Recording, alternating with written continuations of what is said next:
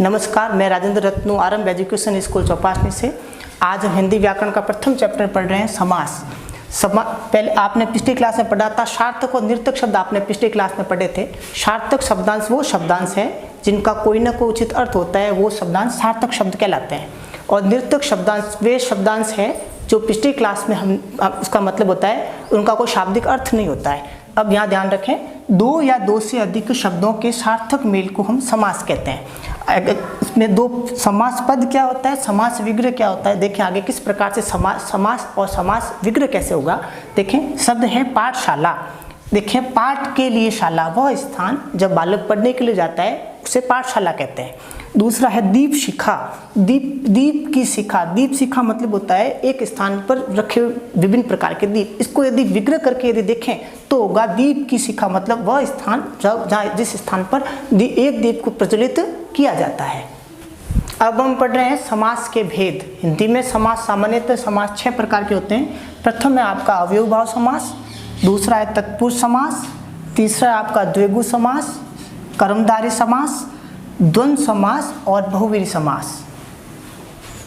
पहला है आपका अव्ययभाव समास। जिस समस्त पद का पहला पद प्रधान हो तथा समस्त पद अवयव बन जाए उसे अव्ययभाव समास कहते हैं। उदाहरण देखें आप, प्रतिदिन, इसका समास पद है प्रतिदिन, उसका विग्रह दिन दिन। इसका मतलब है प्रतिदिन का मतलब होता है दिन दिन ब दिन। दूसरा है इसका भरपेट, पेट भरकर। जिस समास में तत्पुरुष समास पढ़ रहे हैं, जिस समास में द्वितीय पद की प्रधानता हो, इसमें कर्म से लेकर अधिकरण तक की विभक्तियों का इसमें लोप होता है। हिंदी में आपने पढ़ा कि भाई कर्ता कारक पढ़े, हिंदी में कर्ता ने कर्म को कर्ण से संप्रदान के लिए अधिकरण ताति इत्यादि शब्द जो है, इसमें सिर्फ 2 शब्दों की प्रधानता है। वह शब्द है कर्म कारक और दूसरा इसमें अधिकरण कारक। अब उदाहरण देखें आप आगे, स्वर प्राप्त, स्वर को प्राप्त। अब आप देखें ये है इसमें प्रथम विभक्ति और ये इसमें द्वितीय विभक्ति। आपने पढ़ा कर्ता ने कर्म को, इसमें कर्म कारक की प्रधानता है इसमें। दूसरा देखें ग्रहग्रत, घर को ग्रत, ये इसमें प्रथम पद है, दूसरा पद है को, अतः इसमें भी कर्म कारक है। इसमें कर्म कारक को हटाकर अधिकरण कारक इसमें है। देखिए जैसे उदाहरण देखें, नरोत्तम, नरों में उत्तम, प्रथम पद है इसमें नर, दूसरा इसमें प्रधान है इसमें मैं, ये अधिकरण कारक का उदाहरण है। और देखें कार्य कुशल, कार्य में कुशल। अब आपको पता है अधिकरण कारक में कर्ता ने कर्म को कर्ण से संप्रदान के लिए अधिकरण में, तो इसमें जो कारक है वो कौन सा है, मैं, अथवा इसमें अधिकरण की प्रधानता है, अथवा तृतीय प्रधान है। तीसरा भेद है कर्मधारय समास।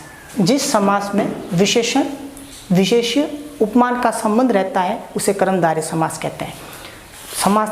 समास उदाहरण देखें, समस्त पद, नील गाय, नीली है जो गाय। अब इसमें देखें ये जो शब्द नील शब्द जो है, ये शब्द है इसमें विशेष शब्द है, विशेष्य, और गाय है इसमें विशेषण शब्द और ये है इसका विशेषण, नीली है जो गाय। अगला उदाहरण देखें, कर कमल, कर रूपी कमल। कमल, ये कमल शब्द जो है ये शब्द है इसका विशेषण है और कर जो है इसका विशेष शब्द है। तो देखें कर रूपी कमल। एग्जाम्पल देखें अगला, पीताम्बर, पीत है जो अंबर, ये जो अंबर शब्द जो है ये शब्द है इसका विशेषण है और पीत जो है इसका विशेष शब्द है। चौथा है आपका द्विगु समास।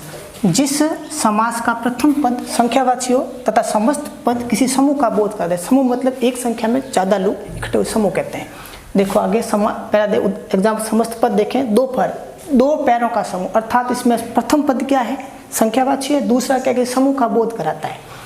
अगला देखें, 4 पई, 4 पैरों का समूह, प्रथम पद जो संख्यावाची है, दूसरा शब्द जो है समूह का बोध कराता है। अगला देखें, नवरत्न, नव रत्नों का समूह, अथवा नव जो शब्द है यह संख्यावाची है और बाद का पीछे का शब्द जो है समूह का बोध कराता है।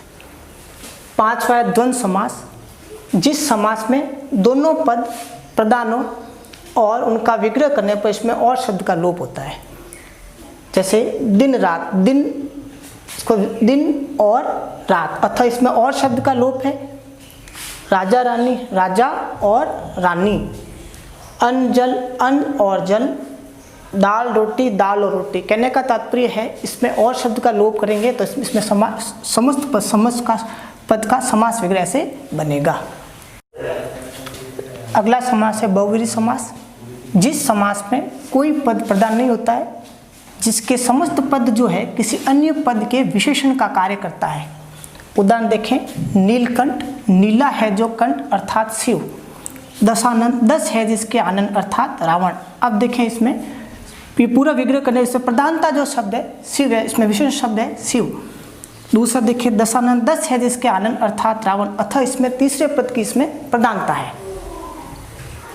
हिंदी सेकंड में हमने प्रथम पाठ पढ़ा समास। ये चैप्टर यहाँ तक खत्म हो गया। प्रथम पाठ में हमने पढ़ा समास। समास क्या है, समास की परिभाषा, समास के प्रकार।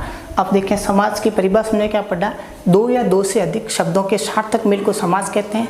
समास 6 प्रकार के होते हैं। प्रथम था अवयवभाव समास, दूसरा कर्मधारय समास, तीसरा जो हमने पढ़ा वो था बहुव्रीहि समास, चौथा जो था द्वंद्व समास, पांचवा जो था द्विगु समास और छठा हमने तत्पुरुष समास पढ़ा। प्रथम पार्ट हिंदी सेकंड में हमने समास पढ़ा। ये हमारा चैप्टर पार्ट पूरा हो गया। अब जो है अगले वीडियो में हम दूसरा चैप्टर पढ़ेंगे। धन्यवाद।